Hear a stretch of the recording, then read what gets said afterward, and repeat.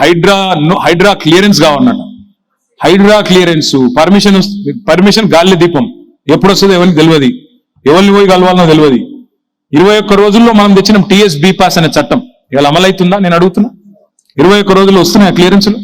ఎవరు పేపర్లు రాస్తున్నాయి? నేను నిన్న ఇవాళ చూసిన ఆంధ్రజ్యోతి పేపర్ మొత్తం డమాల్ అన్నది, ఆదాయం పడిపోయింది. మరి పడిపోక ఏమవుతుంది?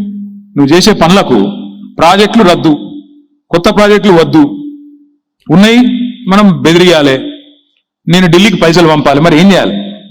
ఆయన కృషి కాపాడుకోవాలంటే ఢిల్లీకి పైసలు పంపాలి. నా పంపవచ్చు వాడు కూడా. మరి ఏం చేయాలి? ఆయన పిలుస్తున్నాడు, బెదిరిస్తున్నాడు. బెదిరించే వరకు మార్కెట్ ఏమవుతుంది? ఆగమాగం జగన్నాథం. ఏం జరుగుతుందంటే ఎవరికి తెలియదు. పోనీ ఒక్క బిల్డర్ నువ్వు పక్కకు తీసుకుపోయి మెల్లగా మాట్లాడి ఏడుపు ఒక్కటే తక్కువ. ఒక రియల్ ఎస్టేట్ ఏజెంట్ పక్కకు తీసుకుపోయి మాట్లాడి ఏడుపు ఒక్కటే తక్కువ. మార్కెట్లో ఎవరి దగ్గర పైసలు ఉన్నాయో అంటే ఎవరికి తెలియదు. ఇది కూడా చెప్తున్నాను. మేబీ ఒక రేవంత్ రెడ్డి వాళ్ళ బ్రదర్స్ దగ్గర ఉన్నాయేమో కానీ ఎక్కడా లేవు మార్కెట్లో పైసలు.